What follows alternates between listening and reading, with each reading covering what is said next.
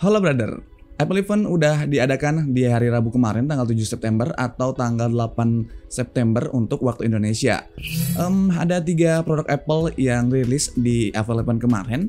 Ada Apple Watch, ada AirPods Pro, dan ada iPhone 14 series. Sedikit ulasan mengenai Apple Watch, ada 3 seri yang dikeluarkan. Yang pertama adalah Apple Watch SE atau Special Edition. Yang kedua adalah Apple Watch 8 series. Dan yang terakhir adalah Apple Watch Ultra. Isunya sebelumnya Apple Watch Ultra ini bakal dinamain Apple Watch Pro, tapi ternyata adalah Apple Watch Ultra. Nah, untuk Apple Watch Ultra ini lebih dikhususkan untuk kegiatan-kegiatan outdoor karena memiliki daya tahan baterai yang lebih lama, juga memiliki durabilitas yang lebih tinggi. Bisa tahan ketika kita melakukan diving, masuk ke dalam laut, dan kuat juga terhadap air laut, dan juga bakal cocok buat kamu yang melakukan kegiatan-kegiatan ekstrim di luar kayak hiking, atau mungkin mendaki gunung, atau mungkin kegiatan-kegiatan lainnya yang sifatnya outdoor. Selain itu ada fitur baru juga yang ditanamkan di Apple Watch ini, yaitu Crash Detector. Jadi bisa mendeteksi dalam kondisi-kondisi darurat sehingga memberikan informasi emergensi kepada pihak terkait. Produk kedua yang dirilis oleh Apple di Apple Event kemarin adalah AirPods Pro generasi kedua. AirPods Pro generasi kedua ini secara bentuk dan desain 100% mirip banget. Cuman bedanya di bagian charging case ini ada sebuah lubang yang bisa kita gunakan untuk gantungan atau hanger, dan juga mungkin nggak perlu beli case lagi biar si AirPods Pro-nya bisa digantung. Hal yang membedakan di AirPods Pro generasi ke-1 dan generasi kedua ini adalah penambahan gestur di bagian batang dari si AirPods-nya. Jadi kalau kita nge-swipe ke atas atau ke bawah, itu berfungsi untuk menaikkan atau menurunkan volumenya. Jadi secara keseluruhan tidak ada perubahan masif sebetulnya. Saat desain juga sama, hanya ada penambahan gestur dan tentunya kualitas audio yang bakal ditingkatkan oleh Apple. Dan juga Apple mengklaim kalau noise cancellingnya itu 2 kali lebih baik daripada AirPods Pro generasi sebelumnya. Produk yang ketiga yang paling dinanti dan ditunggu oleh banyak orang adalah iPhone 14 series.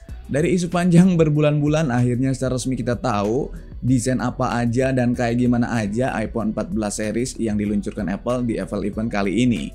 Yang pertama adalah iPhone 14 dan iPhone 14 Plus. Mungkin kalau kamu udah punya iPhone 13, ngelihat iPhone 14 ini berasa kurang nafsu. Karena dari desain, BAM kamera, ukuran layar, dan segala macemnya 100% hampir mirip banget. Jadi kalau kamu bandingkan antara iPhone 13 dan iPhone 14 ini, secara fisik itu sangat mirip-mirip banget. Bahkan mungkin nanti case-nya juga bisa bertukeran gitu.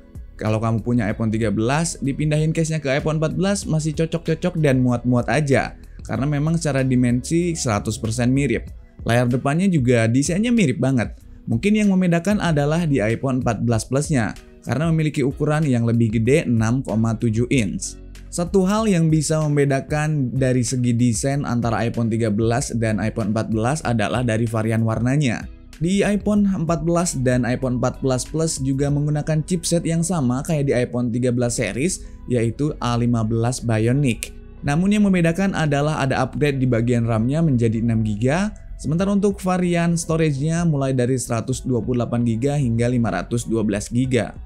Dari tampak depan, bagian layarnya juga 100% mirip banget iPhone sebelumnya, masih menggunakan poni yang cukup lebar, lalu refresh rate-nya juga cuma dikasih 60Hz aja, cukup agak mengecewakan sebetulnya, walaupun memang sebetulnya untuk 120Hz belum bisa, cobalah dikasih 90Hz gitu, jangan 60-60 banget. Lalu selanjutnya adalah kecerahannya udah bisa sampai 1200 nits dengan kerapatan 460 ppi. Untuk sektor kamera, iPhone 14 dan iPhone 14 Plus juga cuma 12 megapiksel aja. Namun begitu ada beberapa upgrade yang cukup signifikan, yaitu perbaikan-perbaikan dari kemampuan fokus yang lebih baik, juga memiliki f atau bukaan atau aperture yang lebih tinggi, sehingga mampu memiliki kualitas gambar saat low lag yang jauh lebih detail dan jauh lebih baik. Selain itu ada juga upgrade yang dilakukan pada fitur Cinematic Mode, di mana sekarang udah bisa menggunakan resolusi 4K. Kalau sebelumnya hanya 1080p aja. Lalu ada tambahan fitur lainnya yang juga nggak kalah keren, yaitu Action Mode. Fitur Action Mode ini mungkin mirip-mirip kayak Steadicam kalau di Android. Jadi waktu kita mengambil gambar dalam kondisi goncangan yang ekstrim, lagi berlari misalnya sambil kita ngerekam video, maka video akan tetap kelihatan stabil dan tetap bisa dipakai untuk jadikan footage. Hal ini bisa terjadi karena pada action mode si sensor itu bisa menyesuaikan dengan getaran, goyangan, atau guncangan yang terjadi sekalipun dalam kondisi yang sangat ekstrim kayak berlari tadi. Dengan fitur action mode ini bisa jadi menggantikan gimbal, jadi kita nggak perlu lagi pakai gimbal atau stabilizer untuk menstabilkan gambar waktu kita mengambil video. Selain itu, fitur tambahan lainnya yang ada di kamera dari iPhone 14 series adalah fitur optical zoom yang bisa 3 kali zoom dengan kualitas gambar yang sama baiknya. Kalau biasanya kita ngezoom gambar itu bakal lebih jelek atau penurunan kualitas dari detail-detail dan juga hal lainnya, namun Apple mengklaim kualitas gambarnya akan tetap sama bagus di iPhone 14 series ini. Fitur-fitur lainnya yang juga nggak kalah keren yaitu Photonic Engine. Ya, fitur ini diklaim oleh Apple memiliki kualitas atau kemampuan low LED 2,5 kali lebih baik daripada iPhone 13 series. Tentu ini merupakan improve yang sangat gede banget, karena kalau kita lihat iPhone 13 series low LED-nya masih sangat keren banget. Apalagi peningkatan 2,5 kali lebih baik tentu akan menjadi gambar low LED-nya akan makin mantep. Detailnya tentu akan semakin tajam dan bisa mengcover warna-warna atau informasi warna yang lebih dalam. Sentuhan baru lainnya yang disematkan Apple di kamera adalah bagian kamera selfie-nya, dimana sekarang kamera selfie-nya udah punya resolusi 12 megapiksel dengan fitur cinematic mode. Jadi bisa melakukan autofocus kayak halnya di kamera belakang. Keren banget. Lanjut nih, di iPhone terakhir yaitu iPhone 14 Pro dan iPhone 14 Pro Max. iPhone yang paling banyak banget isunya dan santer banget beberapa waktu ke belakang, dan akhirnya secara resmi Apple udah memperlihatkan pesonanya, desainnya, fiturnya, kekerenannya dari iPhone 14 Pro dan iPhone 14 Pro Max. Sesuai dengan isu-isu yang beredar bahwa iPhone 14 Pro ini udah dibekali layar yang baru, yang lebih fresh, yang lebih keren, yang lebih kekinian, yaitu dengan menggunakan pill hold atau pill shape. Apple kasih nama fitur ini adalah Dynamic Island. Fitur Dynamic Island ini nggak cuma sebagai pill hold atau pill shape yang menempatkan kamera dan beberapa sensor aja, tapi Apple memaksimalkan dengan menjadikannya Dynamic Island ini sebagai area interaktif. Kalau kita misalkan lagi connect ke TWS atau ke AirPods, maka akan muncul bubble art di bagian pill shape-nya ini.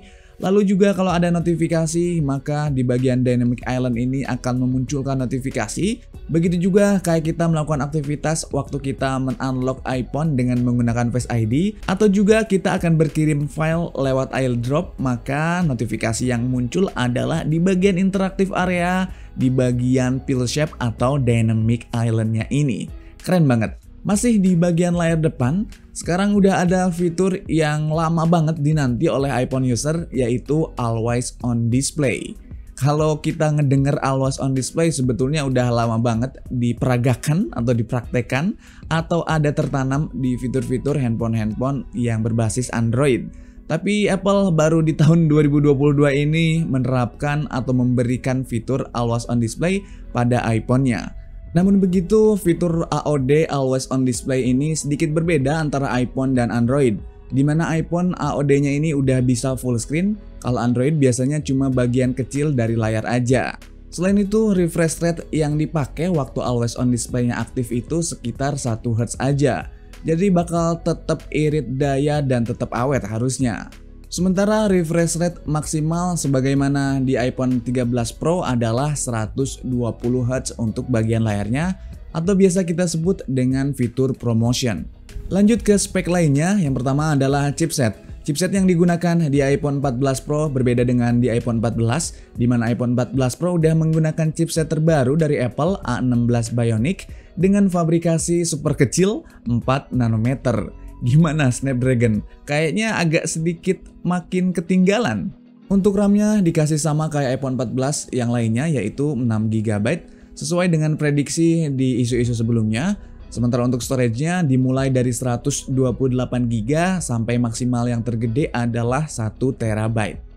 Nah, di bagian yang sangat dinanti nih, yaitu bagian kamera.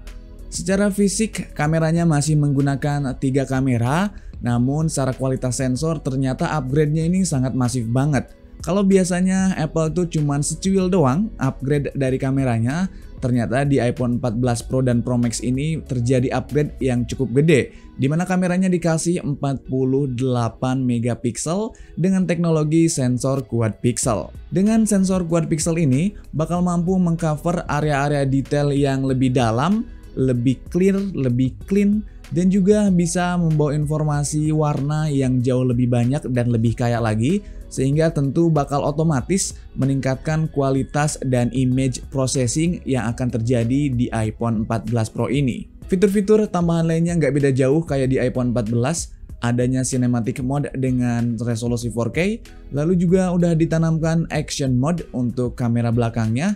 Selanjutnya juga bisa melakukan digital optical zoom sebanyak 3 kali. Juga ada fitur Photonic Engine yang Apple klaim 2,5 kali lebih baik kualitas low light-nya daripada iPhone 13 dan kurang lebih 38% upgrade yang terjadi untuk kualitas low light-nya menurut informasi dari Apple. Dan tentu dengan kualitas kamera 48 megapiksel plus Photonic Engine yang diklaim Apple memiliki kualitas berkali-kali lipat dari versi sebelumnya, tentu bakal banyak banget orang yang pengen tahu kualitas dari 48 megapiksel iPhone 14 Pro ini, bagaimana kedalaman warnanya, detailnya, dan kestabilan warnanya saat pengambilan gambar baik foto maupun video. So, patut untuk kita nanti.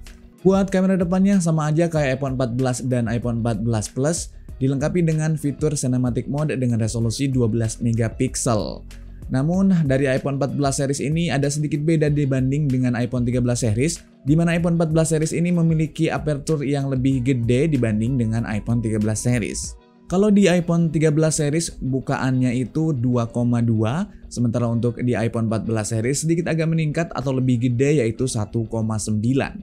Sehingga dengan bukaan yang lebih gede bakal ada intensitas cahaya yang masuk jauh lebih besar dan bakal memiliki kualitas low light sesuai dengan informasi Apple tadi yang akan jauh lebih baik. Nah, secara umum all varian dari iPhone 14 series juga punya fitur menarik lainnya, yaitu adalah komunikasi via satelit. Jadi user iPhone 14 misalkan dalam kondisi darurat, misalkan tersesat di dalam hutan, atau mungkin dalam kondisi-kondisi darurat lainnya, bisa mengirim pesan melalui satelit tanpa harus menggunakan pulsa atau jaringan seluler. Namun fitur komunikasi via satelit ini sementara hanya ada di Amerika dan Kanada. Selain itu juga untuk region Amerika, iPhone 14 series ini nggak ada lagi slot SIM card, jadi mereka akan menggunakan eSIM. Sementara untuk region lainnya masih menggunakan SIM card pada umumnya. Dan untuk portnya sendiri iPhone 14 series ini belum menggunakan port Type-C, masih menggunakan Lightning sebagaimana iPhone terdahulu.